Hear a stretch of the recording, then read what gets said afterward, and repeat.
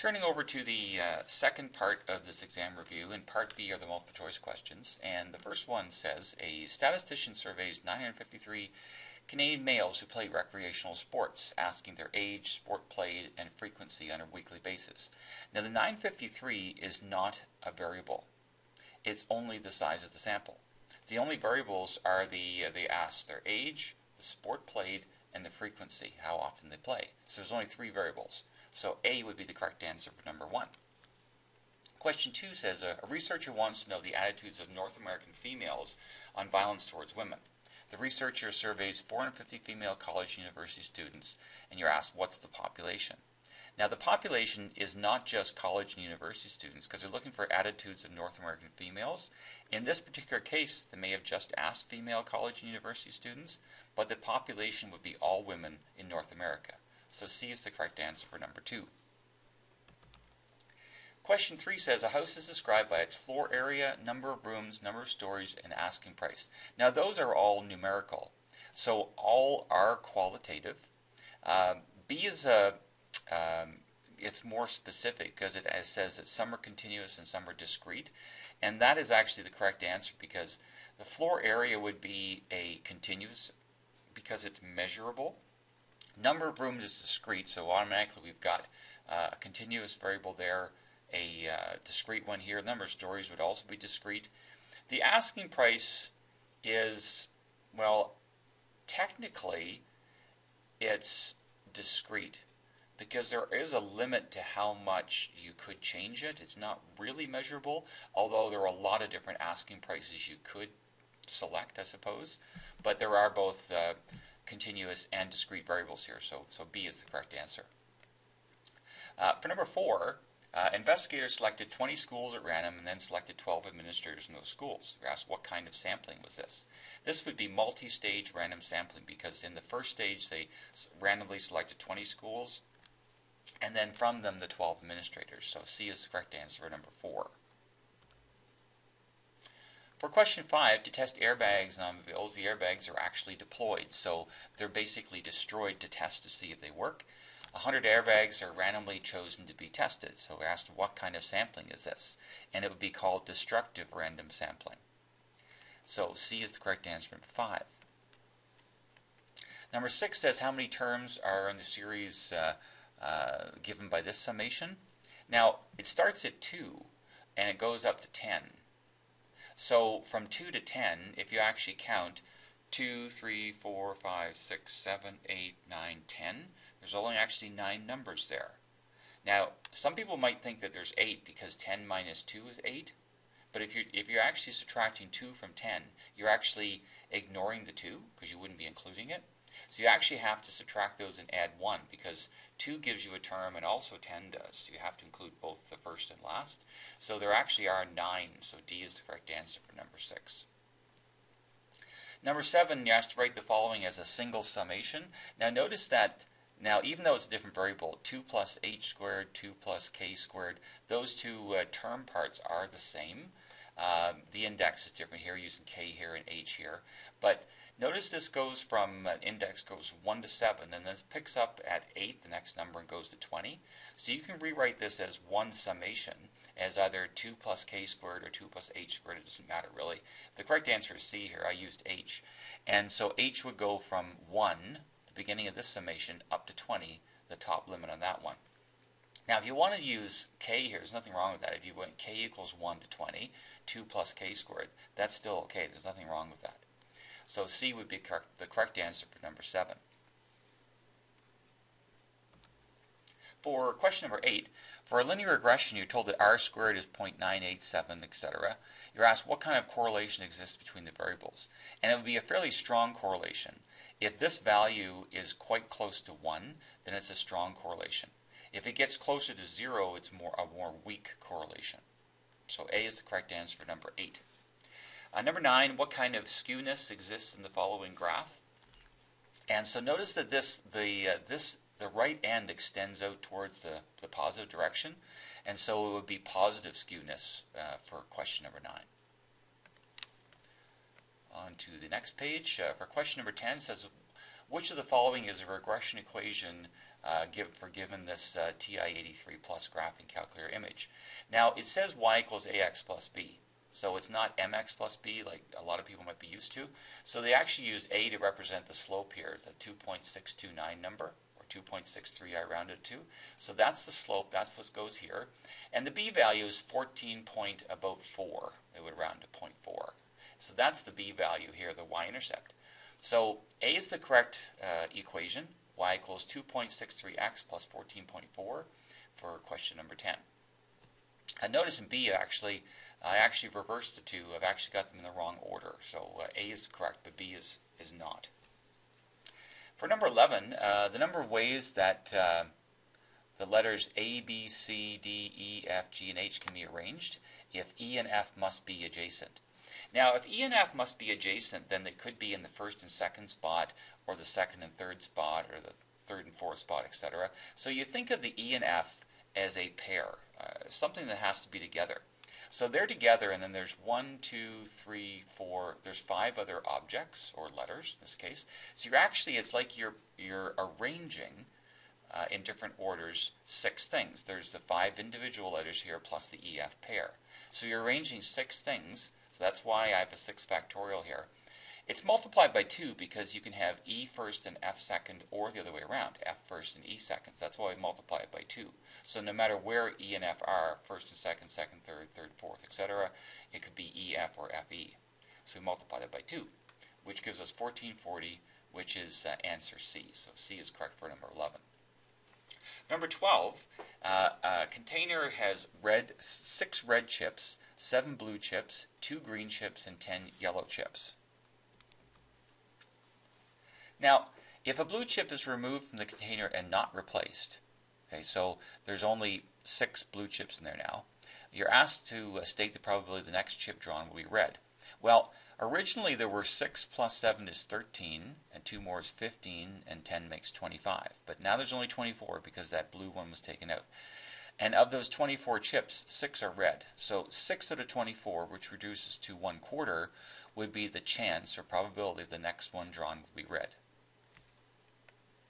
For question number 13, in the expression given here, you're asked which number represents the number of failures. Now remember, it's normally written the P first, P to the power of, in this case, 5, and then the Q is the chance of a failure, would be the 0.2. So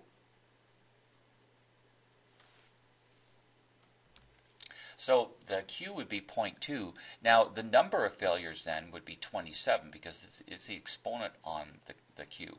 So the correct answer for number 13 would be D. You're not actually asked what the probability is for Q, but just how many of those failures there would be. So there must be 5 successes and 32 in total, but 5 successes and 27 failures. For question number 14, you ask which statement regarding the probability distribution for a binomial experiment is true. And C is the correct answer here. The probability of success remains constant throughout all the sampling. Remember, if you're sampling something without replacement, then that's hypergeometric because when you're not replacing things, the probability changes from sample to sample. Like in question number 6 up here, when you take that blue one out and you don't put it back, then the chance of getting any particular color on the next one has changed from the initial situation. Question number 15. Let A be the set of numbered cards, excluding aces, and the B is the set of all the spades. So this is, in this oval here, is 2 to 10 clubs, hearts, diamonds, and spades. Now I've broken it down into, see, in this part right here is just 2 to 10 clubs, hearts, diamonds. See, in here we'll have the 2 to 10 spades. So all together in that whole oval is the 2 to 10 clubs, hearts, diamonds, and spades. This oval is supposed to represent all the spades. So you see the 2, 3, 4, 5, 6, 7, 8, 9, 10 of spades, that's the intersection because it's a number from 2 to 10, and it's also a spade. What's in the rest of B here is the ace, jack, queen, king of spades. So there's 4 objects right here. There's going to be 9 here, And then over here would be, there's 9 clubs, 9 hearts, 9 diamonds, so there's 27 there. So you're asked which of the following isn't true. The number in A intersect B. Well, that is 9 because there's 9 clubs in here that are 2 to 10, and also, sorry, clubs, I mean spades. There's 9 spades here that are 2 to 10, and also a spade. So A is correct. How many are in the intersection? Well, there's 27 here, and there's 9 in the intersection, so that makes 36, and there's 4 more cards here, the ace, jack, queen, and king. So there are 40 altogether in union. Of course, see, if you look at this, actually, A and C can't both be true. One has to be false. The number in the intersection is not 4. It's actually 4 over here. There's not 4 here. So that's why C is the correct, not true answer. The number in A actually is 36 because there's 27 here and there's 9 here, which we add to 36. There are 36 objects in A. For question number 16, says the probability of D is 0.7. The probability of the union of D and E is 0.8. And the probability of E is 0.4. You're asked to calculate the probability of D intersect E. So that's the same as D and E. The probability of D and E is the probability of D plus the probability of E minus the probability of D or E. D or E, of course, is the same as the union. So the probability of D we're given is 0.7, the probability of E is 0.4, and this probability is 0.8. So that adds to and subtracts to 0.3, which is answer C. For question 17, a bag contains 4 counters, 9 for blue ones, 9 red counters, and 3 green. If 4 counters are drawn randomly without replacement, you're asked to find the probability that all of them are green.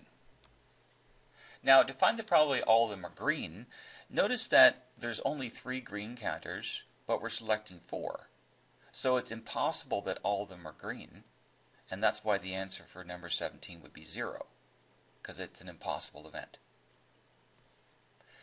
For question number 18, a bag contains 4 blue, 9 red, and 3 green counters. 4 counters are drawn randomly without replacement, so the without replacement is why we're using the hypergeometric here. You're asked to determine the probability that 2 of them are green. So the green is your special kind of item here, so that's why A is 3, because there's 3 green. You're asked to find the probability there are 2, so that's why X would be 2. Altogether, there's 16 counters, so 4 and 9 is 13, plus 3 more makes 16, and R would be 4. That's the sample size. So filling all those into the formula, the probability, actually I wrote the general one here, and then I put the 3 in place of A. N minus A, 16 minus 3 would be 13, R minus X, so R is 4, so 4 minus X, and 16 choose 4 in the denominator here. So we're trying to find the probability that there are 2 green. So we put 2 in place of X. So this would be 3 choose 2. If I put 2 here, 4 minus 2 is 2, and it's over 16 choose 4.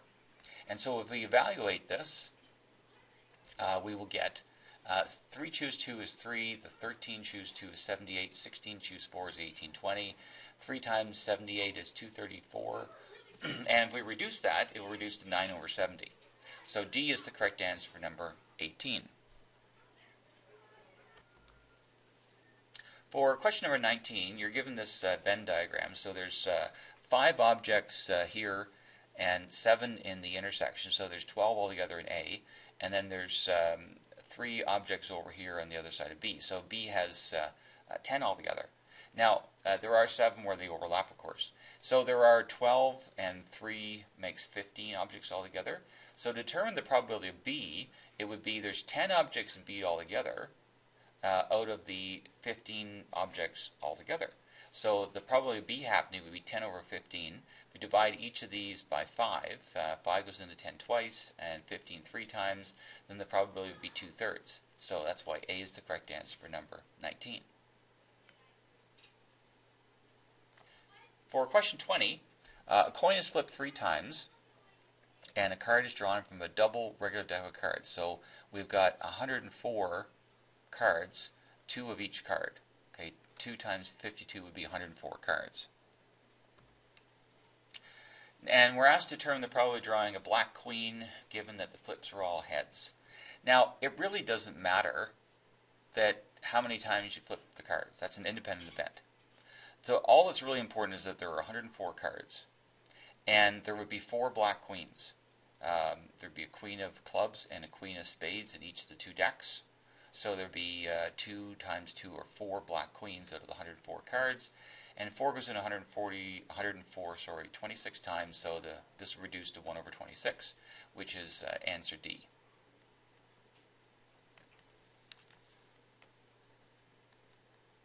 Flipping over to question 21, if the probability of an event G occurring is 3 over 13, then the probability of the complement of G is going to be 1 minus the probability of G. So if we subtract 3 13ths, this 3 13ths from 1. Now get a common denominator. 1 would be 13 13ths. So 13 13ths minus 3 13ths would be 10 13ths. If you divide 10 by 13, you get 0.769. So that's about 76.9%, which is answer B here. For question 22, the probability of a 3-child family having 1 girl and 2 boys, assuming the probability of a girl is a quarter. So now we're not assuming that they're equally likely, a half and a half. Okay, probability of a girl is a quarter. So let's think of the probability of success being the probability of getting a girl. You could do it with a boy if you want to. It wouldn't matter. The probability would end up being the same. But let's use P to be a quarter. So this is a binomial probability distribution because the probability of getting a girl every time they have a child is assumed to be the same. It's a quarter. So P would be a quarter. They are having three children, so that's why N is 3. And so the probability of having a boy would be 3/4. 1 minus a quarter is 3/4.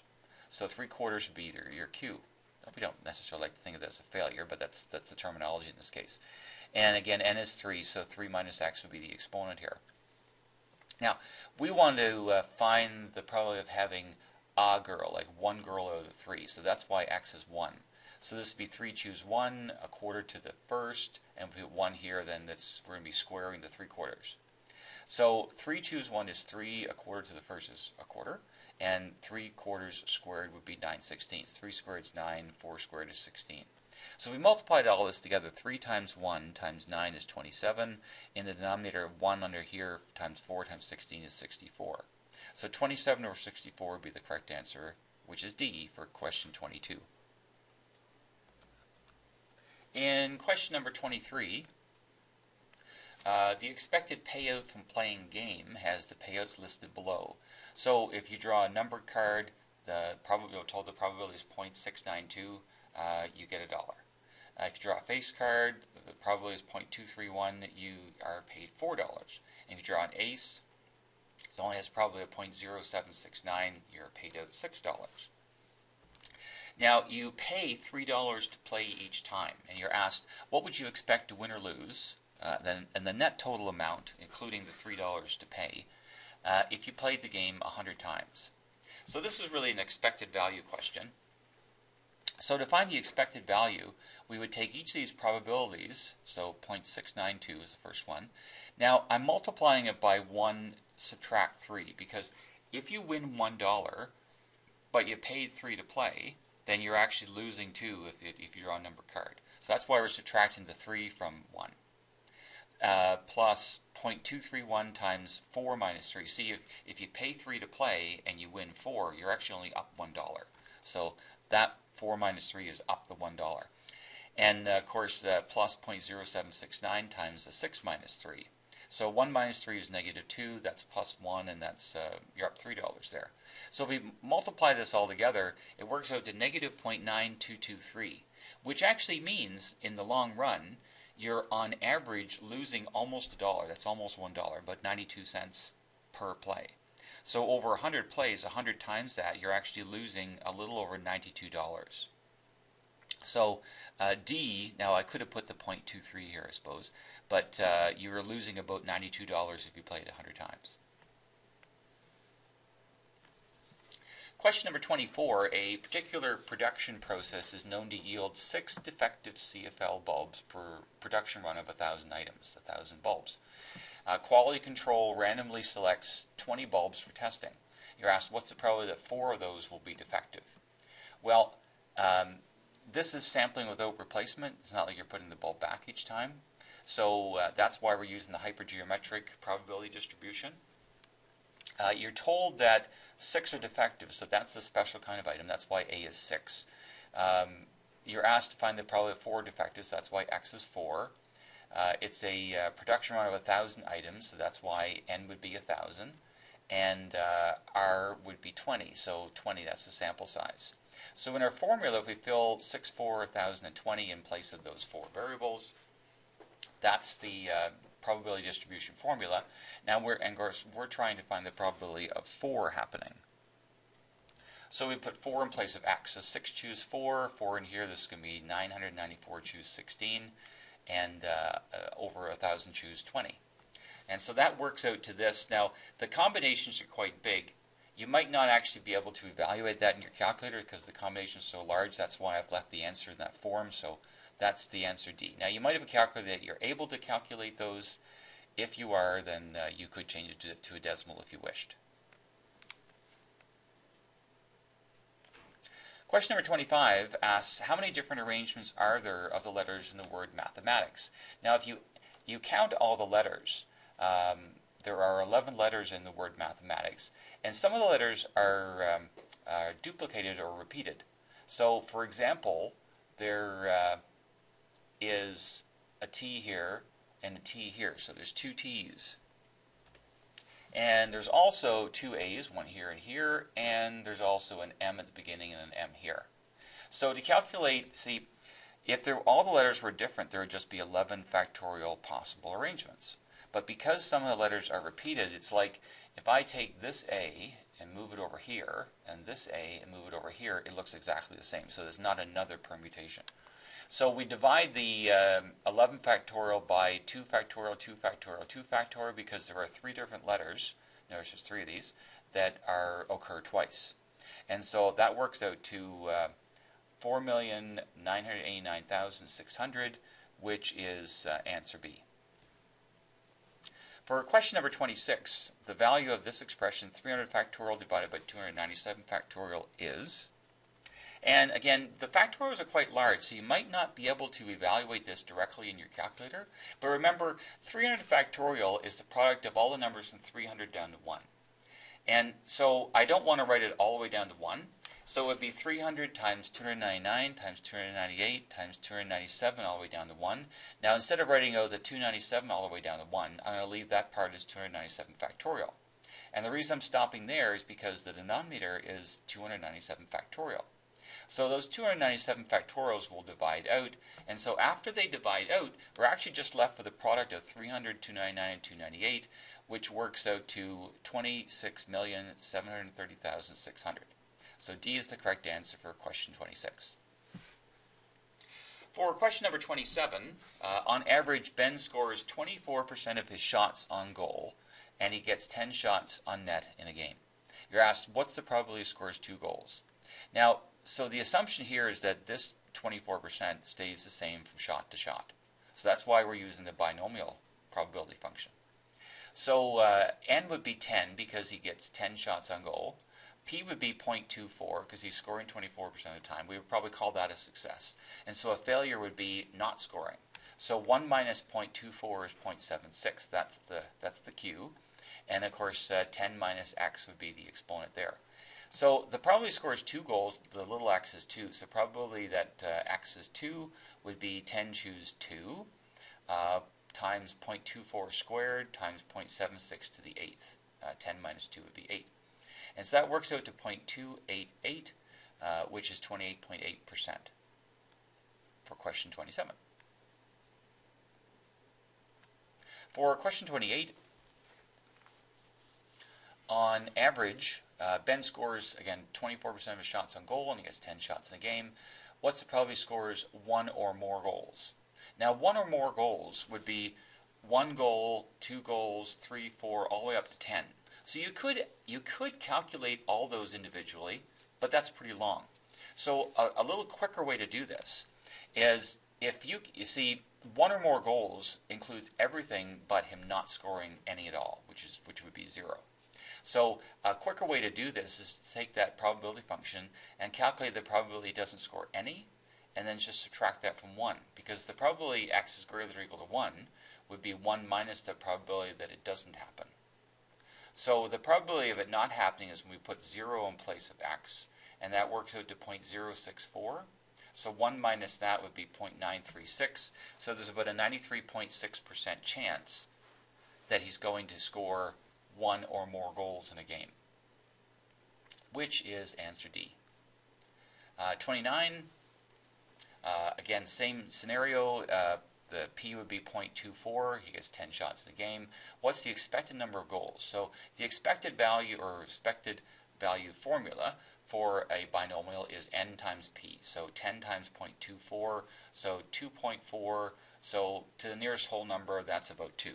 Okay, so maybe go close to 3, but it's actually closest to 2. So 2 is the expected number of goals, his average number of goals per game. Question number 30, two events are mutually exclusive and independent. If the probability A is 0.65 and probability B is 0.3, what's the probability of A and B? Now, if they're independent, then the probability of A and B happening would be just the probability of A times the probability of B. So we would multiply the 0.65 by the 0.3, which gives us 0.195, or about 19.5%. So B is the correct answer for question 30. Number 31, a restaurant has 5 choices for main courses, 4 options for a beverage, and 8 different desserts. You're asked, how many different meals can you order that consists of 1 main course, 1 beverage, and 1 dessert? Well, this is the fundamental accounting principle. There's a meal is made up of 3 parts: the main course, the beverage, and the dessert. So we would multiply 5 by 4 by 8, which gives us 160. So A, 160 is the correct answer for question 31.